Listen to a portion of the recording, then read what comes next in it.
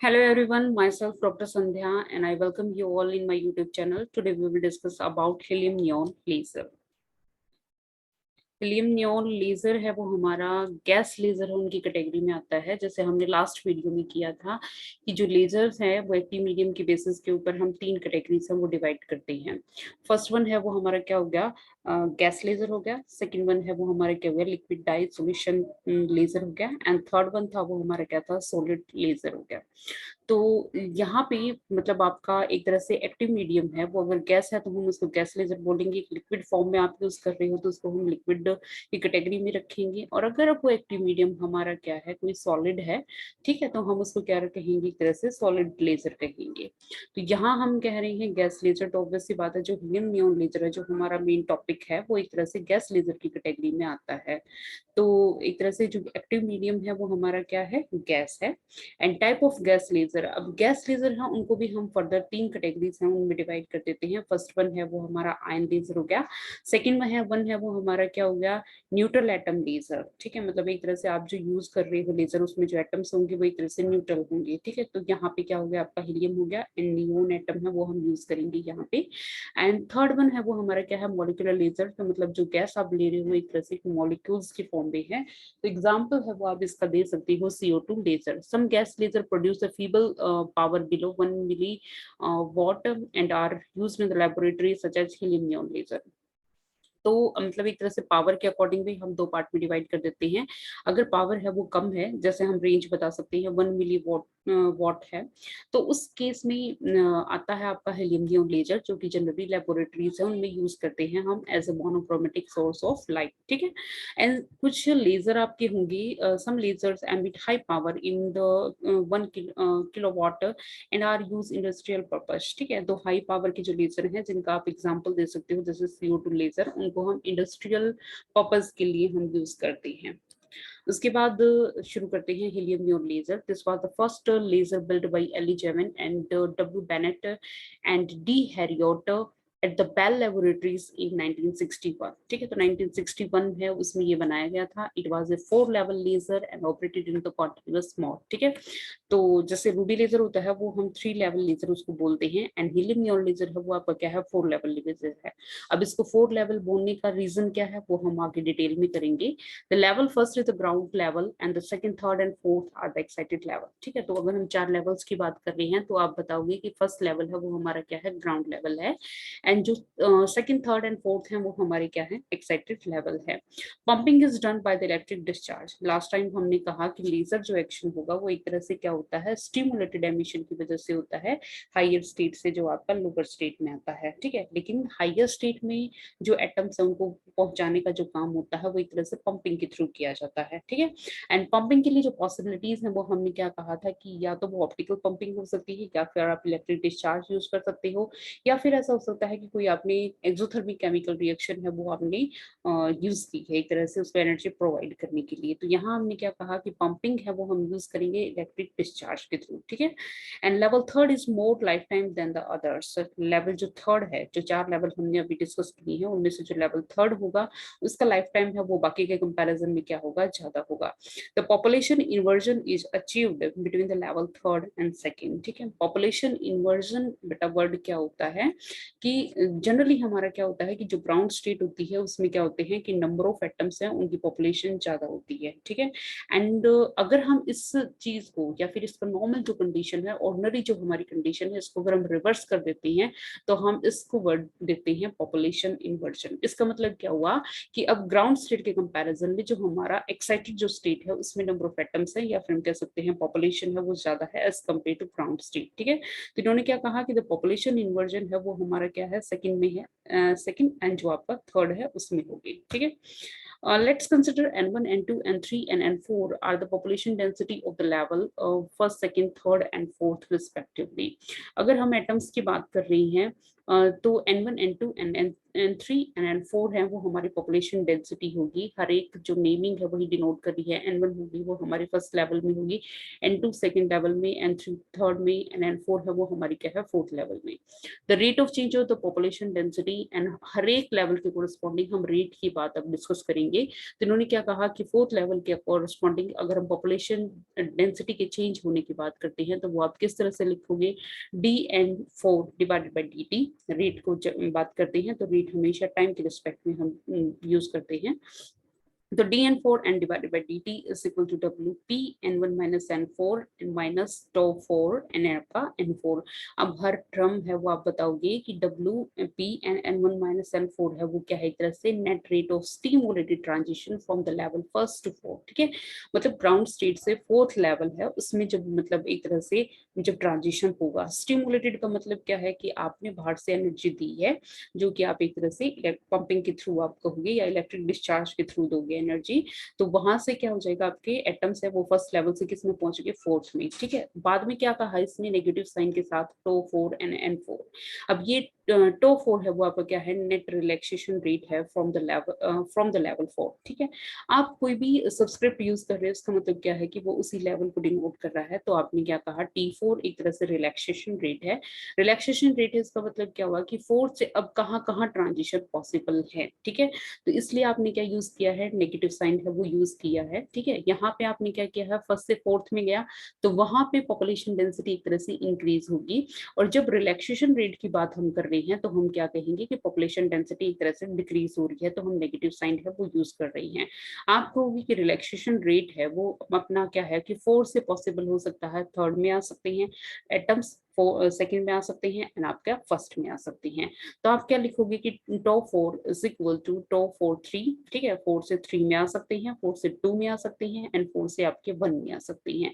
ये अपनी क्वेश्चन क्या होगी, सेकंड होगी। उसके बाद अपना क्या है कि हम सेम उसी तरह से जो एटम्स की जो मतलब एक तरह से नीचे जो लेवल्स हैं वहां पे आने की जो पॉसिबिलिटीज की अगर हम बात कर रहे हैं कि हमारे पास 3 पॉसिबिलिटीज हैं, 4 से 3 में, 4 से 2 में एंड 4 से 1 में। तो इन्होंने क्या कहा, 4 से जो 3 में पॉसिबिलिटीज है वो ज्यादा है एज कम्पेयर टू 4 से सेकंड में, 4 से आपका 1 में जो आने की पॉसिबिलिटीज हैं। ठीक है, तो अगर हम 3 पॉसिबिलिटीज की बात करते हैं तो ये सबसे ज्यादा है, ये भी कम है और ये भी फर्स्ट के कंपैरिजन में क्या है, कम होगी। उसके बाद हम क्या करेंगे कि वही रेट है वो सेम हम इसके लिए रखेंगे, थर्ड लेवल के लिए रखेंगे। ठीक है, तो dN3 and divided by dt, तो आपका क्या हो जाएगा, 4 से 3 में जा सकता है और आपका क्या है, सेकंड से 3 में भी जा सकता है, वो 3 है उसमें भी रिलैक्सेशन हो सकता है। ठीक है, तो हर एक के कोरस्पॉन्डिंग आपका जो मतलब नंबर डेंसिटी है वो हम यूज करेंगे। उसके बाद सेकंड के लिए आप क्या लिखोगे, टो 4 4 से 2 में भी आ सकता है, 3 है उसमें भी, 3 से 2 में भी आ सकता है। ये दोनों आप किसके लिए यूज कर रहे हो, पॉजिटिव साइन यूज कर रहे हो, लेकिन जब सेकंड से जब फर्स्ट में जाएगा बेटा तो आप यूज करोगे नेगेटिव साइन। और साथ में क्या है, WL and N3 minus N2 हो गया। ठीक है, तो ये आपका क्या है, rate of stimulated transition third से लेकर आपका 2 तक। ठीक है, ये अपनी इक्वेशन क्या होगी, फोर्थ होगी। एंड सेम चीज हम लिखेंगे किसके लिए, इक्वेशन आपका जो फर्स्ट है उसके लिए। ठीक है, 4 से फर्स्ट में आ सकता है, 4 से आपका फर्स्ट हो गया, 2 से 1 हो सकता है, 3 से भी 1 भी हो सकता है। तो यहाँ पे हमने जो हर एक जो टर्म है वो यूज की है किसमें, पॉजिटिव में। ये इक्वेशन क्या होगी आपकी, फिफ्थ होगी। उसके बाद WL N2 माइनस N3, आप अलग अलग टर्म है वो भी बता सकती हो कि net rate of stimulated transition from the level second to third. आपका सेकंड से थर्ड में जो ट्रांजिशन है उसकी हम बात कर रही है। एंड ये जो ट्रांजिशन है वो क्या है, आपका स्टिमुलेटेड ट्रांजिशन है। उसके बाद आप कहोगे कि टो 3 है, टो 3 क्या बता रहा है आपका, 3 से ट्रांजिशन 2 में हो सकता है एंड 3 से ट्रांजिशन आपका 1 में हो सकता है। अब हम कहेंगे कि अगर हम सभी रेट्स की बात कर रहे हैं तो that should be equal to 0। ये हमारी इक्वेशन क्या होगी, 6। एंड रीजन क्या है कि टोटल नंबर ऑफ एटम है वो अपनी क्या है, कांस्टेंट होंगे। तो सभी के कॉरेस्पॉन्डिंग जो नंबर डेंसिटी है वो अपनी क्या है, कांस्टेंट है। अब इन्होंने क्या कहा कि अगर हम स्टेडी स्टेट की बात कर रहे हैं तो हर एक के कोरस्पॉन्डिंग जो रेट होगा that should be equal to 0, क्योंकि नंबर डेंसिटी है वो हर एक के लिए क्या हो जाएगी, आपकी कांस्टेंट हो जाएगी। तो हर एक के कोरस्पॉन्डिंग, हर एक लेवल के कोरस्पॉन्डिंग जो रेट होगा वो अपना क्या हो जाएगा, इक्वल टू 0। तो इन्होंने इक्वेशन फर्स्ट ली है। इक्वेशन फर्स्ट कौन सी थी बेटा, वो अपनी इक्वेशन रेट हमने जो N4 डिवाइडेड बाई dt था ये लिया था, तो इसको इक्वल टू क्या कर दिया, 0 पुट कर दिया। तो d N4 divided by dt वो वैल्यू हमने पुट कर दी WP N1 minus N4 minus tau 4 N4 is equal to 0। ठीक है, अब हम क्या लिख सकते हैं, इसको हम एक्सपेंड कर देंगे WP N1 minus WP N4 और साथ में ये चीज होगी। आगे इन्होंने क्या किया कि जो आपका N1 था उसको क्या कर दिया, रिमूव कर दिया। उसको हम लिख सकते हैं N minus N2 minus N3 minus N4। बाकी दोनों टर्म है वो हमने एज इट इज छोड़ दी, और यहाँ से हमने क्या किया, WP और ये चीज होगी। इसको हम लिख सकते हैं कि N4 is equal to this. ठीक है, ये इक्वेशन 9th होगी। उसके बाद इन्होंने क्या किया, equation 7th 9th 3rd and 4th and equation 8th उसकी हेल्प से इन्होंने क्या किया है, N3 divided by N2 and divided by N। और इन्होंने क्या कहा कि अगर हम इस तरह से एक तरह से एक्सप्रेशन एक मैथमेटिकल लिखते हैं तो वो हमें इस तरह से मिलेगा। ये इक्वेशन अपनी क्या है, 10 है। ठीक है, as most of the atom from the level second will relax mainly to the third। ठीक है, फोर्थ के बाद जो मैक्सिमम पॉसिबिलिटीज है एटम की वो आने की कहाँ पे है, थर्ड है। तो हम क्या कहेंगे कि जो रेट की हम बात कर रहे हैं वो फोर्थ से लेकर थर्ड में सबसे ज्यादा होगा as compare to 4 to 2 and 4 to 3 है, उसका भी रेट हम कह सकते हैं कि 4 से लेकर 1 में। ठीक है, and most of the atom from the level third release mainly to the state 2, और 3 से जो पॉसिबिलिटीज है वो हम क्या कहेंगे, 2 में आने की पॉसिबिलिटी है। तो एक तरह से 3 का जो रेट है वो नियरली 3 से 2 में जो ट्रांजिशन होगी उसी के इक्वल हम कहेंगे। Using this approximation if tau 2 1 is greater than tau of 3। ठीक है, तो उस केस में क्या कहा इन्होंने कि N3 माइनस N2 है वो अपना क्या हो जाएगा, पॉजिटिव हो जाएगा।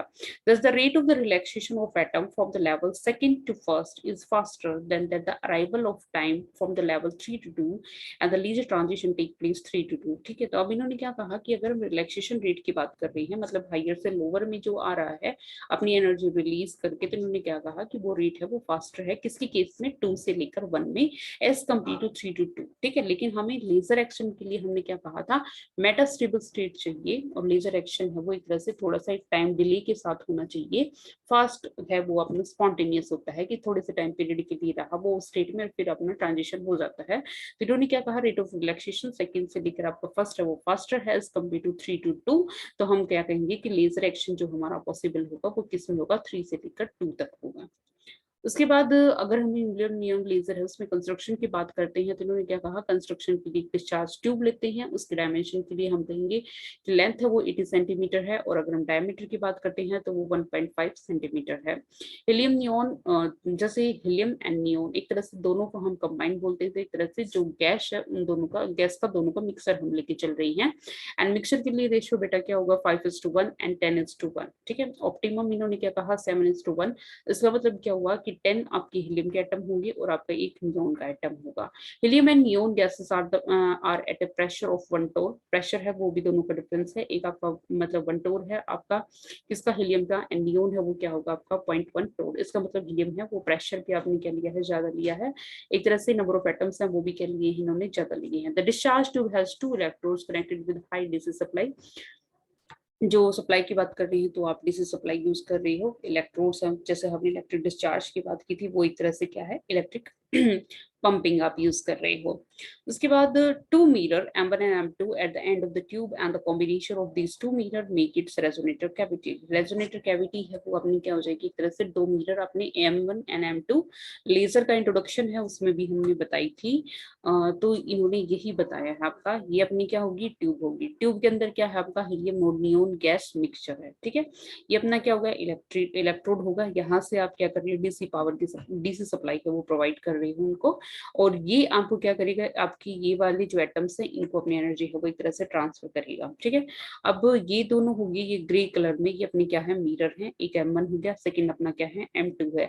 99% का मतलब क्या है, एक तरह से 100% रिफ्लेक्टिविटी या फिर 99% रिफ्लेक्टिविटी हम क्या कहते हैं कि जो मतलब एक तरह से रेजोनेटर कैविटी के लिए हम करते हैं, एक तरह से 2 मिरर है वो यूज करते हैं M1 एंड M2।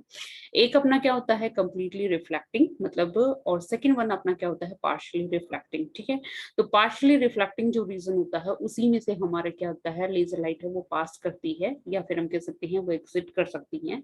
ये अपनी ये येलो जो डिनोट कर रही है वो अपनी विंडो है, लेकिन यहाँ पे तो अपना क्या होगा, कंप्लीट रिफ्लेक्शन है, तो यहाँ से रिफ्लेक्ट होकर वापस जाएगी और यहाँ इस एंड से हमें क्या मिलेगी, लेजर बीम मिलेगी। ठीक है, तो ये एक तरह से लेजर हीलियम नियॉन लेजर का जो डायग्राम है वो है। ठीक है, discharge tube, electrodes, M1 M2 mirror, और अपना क्या होगा, यहाँ से लेजर एक्शन हो जाएगा ड्यू टू पार्शियल रिफ्लेक्शन।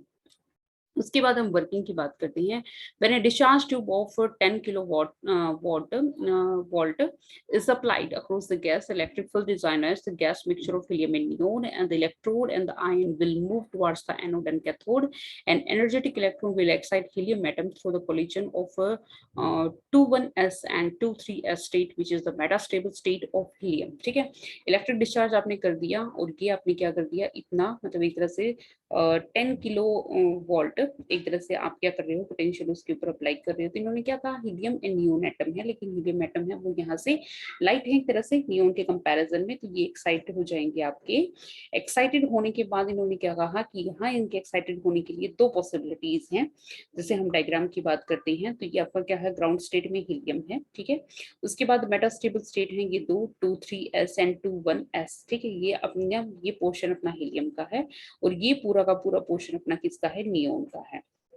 तो इन्होंने क्या कहा कि हीलियम को एनर्जी मिल गई है, अब इलेक्ट्रिक डिस्चार्ज के through helium light atom has complete to neon, तो वो एनर्जी लेगा। अब इसके पास दो पॉसिबिलिटी है, 2,1s एंड 2,3s। ठीक है, और ये इसकी क्या है, मेटास्टेबल स्टेट। आपको पता होना चाहिए मेटास्टेबल स्टेट क्या होती है, जो नॉर्मल एक्साइटेड स्टेट होती है उनसे इनका टाइम पीरियड थोड़ा सा ज्यादा होता है। मतलब जो एक्साइटेड स्टेट में जो एटम्स है वो थोड़ा सा ज्यादा स्टे करेंगे यहाँ पे। तो हीलियम एटम है उसने एनर्जी एब्जॉर्ब की, और यहाँ पे हीलियम स्टार, स्टार का मतलब क्या है बेटा यहाँ पे, कि वो एक तरह से एक्साइटेड स्टेट को शो कर रहा है। ये अपना क्या है, नॉर्मल एटम है, ये अपना क्या है, एक्साइटेड एटम है।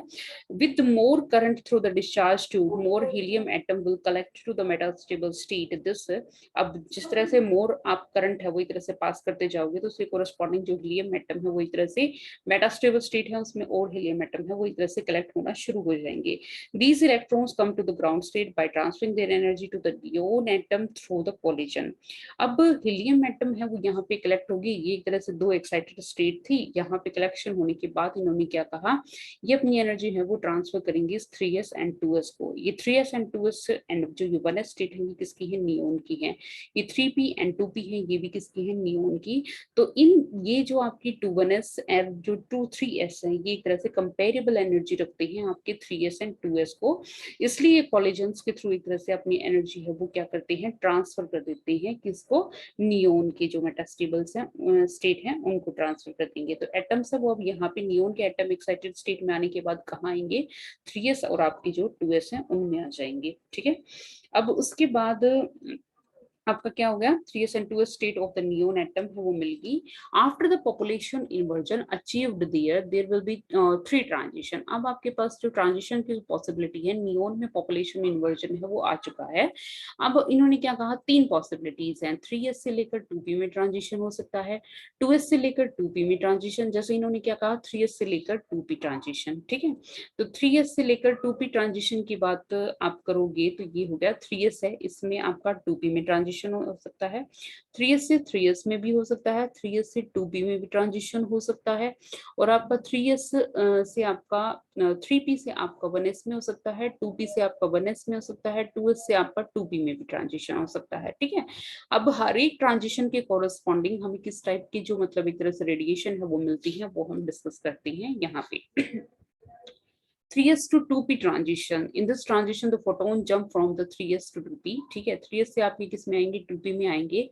एंड वेवलेंथ आप बताओगे कि रेड कलर की जो वेवलेंथ है वो हमें मिलेगी, और जो वेवलेंथ की रेंज है वो कितनी है आपकी 623.8 nanometre, which is in the visible range. Visible range हम क्या कहते हैं, 400 से लेकर आपका 700 नैनोमीटर तक होता है, तो ये उसी रेंज में आएगी। तो इन्होंने क्या कहा, रेड लाइट है वो हमें मिलेगी और ये विजिबल रेंज में है। ठीक है, और सेकेंड थिंग इन्होंने क्या कहा कि 2s से लेकर आपका 2p ट्रांजिशन है, 2s से आपका 2p ट्रांजिशन होगा, तो इन्होंने क्या कहा कि जो रेडिएशन होगी वो आपकी IR होगी, एंड जो वेवलेंथ की अगर हम बात कर रही हैं तो वो 1150 नैनोमीटर की रेंज में आएगी during the transition 2s to 2p state of the neon. ठीक है, ये आपका 2s से लेकर किस में आ रहा है, 2p में। उसके बाद जो थर्ड स्टेट है वो क्या है आपकी 3s to 3p transition. There is a transition from 3s metastable state of 3p of neon, then wavelength will emit of 3391.2 nanometer which is in the far IR range। ठीक है, तो ये भी किस में आएगी आपकी IR रेंज में, इसको हम far IR रेंज बोलेंगे। And from 3p and 2p to 1s। ठीक है, ऐसा भी हो सकता है कि जो मतलब जो p स्टेट है आपकी नियॉन की उससे 1s में भी ट्रांजिशन हो सकता है। There is a downward transition due to the spontaneous emission but this will be produced in coherent light. ठीक है, जब हमने स्पॉन्टेनियस एंड मतलब स्टिमुलेटेड एमिशन का डिफरेंस पढ़ा था तो हमने एक चीज पढ़ी थी कि हम लेजर एक्शन के लिए क्या करते हैं, स्टिमुलेटेड एमिशन लेते हैं, क्योंकि वहां पे हमें क्या मिलती है, कोहेरेंट लाइट मिलती है, and coherence is the main property of the laser. ठीक है, तो यहाँ हमने क्या कहा, स्पॉन्टेनियस एमिशन है, एंड स्पॉन्टेनियस एमिशन में कोई एक फिक्स टाइम नहीं होता, हर एक जो मतलब एटम है वो एक तरह से अपनी ईज के अकॉर्डिंग क्या होता है कि मतलब आपके ग्राउंड स्टेट में आता है, तो वहां पे हम कोई फेज रिलेशन के एक्सपेक्टेशन है वो नहीं रख सकते, और जो लाइट होती है वो हमारी क्या मिलती है, इनकोहेरेंट मिलती है। As the lower level depopulate faster than the metastable state. अब जो लोअर लेवल है, ठीक है, वो डीपॉपुलेट हो सकता है as compare to metastable state. ठीक है, तो हमें तो एक तरह से एक साइकिल है वो जो कंप्लीट रखना है, तभी वो कंटिन्यू वेव हमें मिल सकती है। तो इन्होंने क्या कहा कि जो लोअर लेवल है वो डीपॉपुलेट अगर हो जाता है faster as compare to metastable state, it is easy to maintain the population inversion between the lasing level. ठीक है, तो उस केस में क्या होना चाहिए कि मतलब एक तरह से हमें इजी हो जाएगा पॉपुलेशन इन्वर्जन मेंटेन करने के लिए, लेजर एक्शन के लिए। Now it's necessary to brought out the atom to the ground state, otherwise the ground state will depopulate easily and the laser action cease. ठीक है, तो हमें एक तरह से कॉन्टिन्यूटी में ये चीज चाहिए कि मतलब वो मेटास्टेबल ग्राउंड स्टेट से मेटास्टेबल में पहुंचे, मेटास्टेबल से आपका क्या हुआ, ग्राउंड स्टेट में पहुंचे, तभी वो चीज कॉन्टिन्यूटी में हमारी क्या करती रहेगी, लेजर एक्शन है उसको प्रोड्यूस करती रहेगी। ठीक है, the only way to bring the atom into the ground state is the collision through the discharge tube। तो अब ये चीज जो पॉसिबल है, हमने क्या कहा कि ग्राउंड स्टेट से मेटास्टेबल में पहुंचना चाहिए और मेटास्टेबल से फिर हमारा किस में आना चाहिए, ग्राउंड स्टेट में आना चाहिए। तो वो क्या कहा, वो चीज हम अचीव कर सकते हैं अगर डिस्चार्ज ट्यूब है उसमें कोलिजन कंटिन्यू चलते रहेंगे। This is the reason the discharge tube is made narrow, और यही जो रीजन है कि मतलब डिस्चार्ज ट्यूब है उसमें कोलिजन है वो कंटिन्यू चलते रहे, इसके लिए ही हमने जो डिस्चार्ज ट्यूब है हमने क्या क्या कहा कि जो एक तरह से डायमीटर है वो कितना है, 1.5 सेंटीमीटर, तो वो एक तरह से नैरो लेने की जो पॉसिबिलिटीज है वो यही है, so that the probability of the collision will with the wall of the tube will increase. ठीक है, मतलब एक तरह से अगर हम व्हाइट लेते हैं तो वहां कोलिजन की पॉसिबिलिटीज है वो क्या हो जाती है, डिक्रीज हो जाती है। Out of the 3 laser beam, that red laser beam 632.8 nanometer is tapped and amplified by adjusting the distance between the mirror है उनकी डिस्टेंस उसको एडजस्ट करके एक तरह से जो रेड लेजर बीम है जो हमारी रिक्वायर्ड है हीलियम नियॉन लेजर के लिए, वो हम क्या कर सकते हैं, एम्पलीफाई कर सकते हैं। The discharge tube is adjusting constantly so that the emission of radiation is continuous. ठीक है, डिस्चार्ज ट्यूब है उसको हम एडजस्ट कर सकते हैं कॉन्टिन्यूअसली, ताकि जो मतलब रेडिएशन है जो हमने कोलिजन की रिक्वायरमेंट बोली और इसके कॉरेस्पॉन्डिंग जो मतलब एक तरह से कॉन्टिन्यूअस एमिशन की रेडिएशन है वो जो हमें चाहिए वो हम क्या कर सकते हैं, अचीव कर सकते हैं। Therefore, helium neon laser operate in continuous wave mode and widely used in the laboratory as the monochromatic source of light। इसलिए हम क्या कहेंगे, हीलियम नियॉन लेजर है वो एक तरह से कॉन्टिन्यूअस वेव मोड है, उसमें क्या करता है, काम करता है, और वो हम यूज करते हैं किसके लिए, monochromatic source of light in laboratories. This is also used as the laser printing, and बाकी पर्पज है वो भी आप बता सकते हो कि लेजर प्रिंटिंग में यूज होता है, बारकोड रीडिंग में यूज किया जाता है, एंड मटेरियल प्रोसेसिंग में यूज किया जाता है। Advantages of the gas laser, अब गैस लेजर में उसके एडवांटेजेस हैं वो क्या है, it produce the continuous beam rather than the short pulse and the ruby laser. ठीक है, रूबी लेजर है वो हम क्या कहेंगे, एक तरह से शॉर्ट टर्म, या फिर हम कह सकते हैं कि पल्स के फॉर्म में हम मिलेगा। पल्स में क्या होता है बेटा, एक तरह से आपको मैक्सिमम मिला, जैसे आपको 0-1 बाइनरी में आप स्टडी करते हो तो 0-1 एक तरह से आपको कंटिन्यूटी में नहीं मिलेगा। ठीक है, एंड यहाँ हम क्या कह रहे हैं कि मतलब कंटिन्यूअस हमें मोड मिलना चाहिए। The gas laser beam is highly monochromatic and directional laser की रिक्वायरमेंट ही, मतलब एक तरह से मोनोक्रोमेटिसिटी होनी चाहिए, कोहेरेंस होना चाहिए, डायरेक्शनलिटी होनी चाहिए, हाई इंटेंसिटी होनी चाहिए। तो इन्होंने क्या कहा, गैस लेजर है वो हाईली मोनोक्रोमेटिक है और एक तरह से डायरेक्शनल है, and the gas laser are capable of operating without cooling, आपको कोई कूलिंग की रिक्वायरमेंट नहीं है। These laser has the good spectral purity of the stimulated radiation, ठीक है। तो स्पेक्ट्रल प्योरिटीज की अगर हम बात करते हैं तो वो भी बहुत अच्छी है। एक बार डायग्राम को फिर दोबारा बता देती हूँ। ये ग्राउंड स्टेट थी अपनी किसकी, हीलियम की। आपने क्या कहा कि इलेक्ट्रिक डिस्चार्ज है वो आपने लिया, इलेक्ट्रिक डिस्चार्ज के थ्रू आपने क्या किया, एक्साइटेड स्टेट में भेज दिया हीलियम एटम को। ये हीलियम की आपकी एक्साइटेड स्टेट है 23s एंड 21s, ठीक है। और यहाँ से ये अपनी एनर्जी किसको ट्रांसफर करेगा, 3s एंड आपका क्या है 2s, ठीक है। ये आपका क्या है, energy transfer through the collision, जो हमने डॉटेड लाइन में शो किया है, ठीक है। अब यहाँ से हमने क्या कहा, ये मेटास्टेबल स्टेट है किसकी, नियोन की। अब यहाँ से हमने कहा कि यहाँ पॉसिबिलिटीज हैं वो अपनी 3s से 3p में भी आ सकता है वो, और 2s से आपका 2p में भी आ सकता है, और 3s से आपका क्या है 2p में भी आ सकता है, और 3s एंड 2p है वहां से आपका क्या है 1s में भी आ सकता है। ये डिफरेंट पॉसिबिलिटीज हैं वो हमारे पास है। आप बताओगे कि जब 3s से 3p में आ रहा है तो हमारे पास जो रेडिएशन है वो कितनी है, 3391.2 नैनोमीटर, ठीक है, ये हमें मिल रही है। ये भी आपके IR रेंज में आएगी। और जब आपने क्या कहा 2s से लेकर 2p में आ रही है तो भी रेडिएशन वो किस में आ रही है, 11.5 माइक्रोमीटर, ठीक है। तो ये भी किसमें है, आपकी IR रेंज में है। अब जब 3s एंड जो आपकी 2p है वो इसने क्या कहा, मतलब एक तरह से यहाँ भी आ रही है, तो वो आपका क्या है, एक तरह से स्पॉन्टेनियस, एक आपका पॉसिबिलिटीज है स्पॉन्टेनियस एमिशन की, जो किसमें आपका आएगा 6000 एंगस्ट्रॉम में आ सकता है, ठीक है। Neon atom return to the ground state by collision with the wall of the tube, and आपका जो फिर यहाँ से आपका क्या है, ग्राउंड स्टेट में भी नियोन एटम है वो आपका आ सकता है। रेड लाइट जो मैंने शो की है वो एक तरह से बेसिकली आपको मिलती है हीलियम नियोन लेजर के अंदर, जो कि ट्रांजिशन आप बताओगे बेटा जब 3s से आपका किस में आ रहा है, 2p में आ रहा है, और वेवलेंथ इसकी फिक्स होती है 632.8 नैनोमीटर। और इसी ट्रांजिशन की कोरिस्पॉन्डिंग जो रेड लाइट में शो किया हुआ है मैंने, उसमें हमने क्या दिखाया हुआ है कि लेजर एक्शन है वो हमें मिलेगा, ठीक है। और जो एक तरह से लेजर लाइट, जैसे हमने बोला कि वेवलेंथ है वो फिक्स होती है, तो वो बेटा देखो कितनी फिक्स है, हम कोई वेरिएबल कोई रेंज की बात नहीं कर रहे, हमने एक स्पेसिफिक वेवलेंथ वो है वो डिफाइन की है कि 632.8 नैनोमीटर, ठीक है। और इसके बाद फिर आपको बस एडवांटेजेस हैं गैस लेजर की वो आप बता सकते हो। तो ये सब था हीलियम नियॉन लेजर के बारे में। आई जस्ट होप कि आपको टॉपिक है वो समझ में आया होगा, और अगर टॉपिक समझ में आया है, आपको हेल्पफुल लगा है, तो प्लीज वीडियो को लाइक करिए, अपने फ्रेंड्स के साथ शेयर कीजिए, एंड चैनल को सब्सक्राइब करना ना भूलें। Thank you.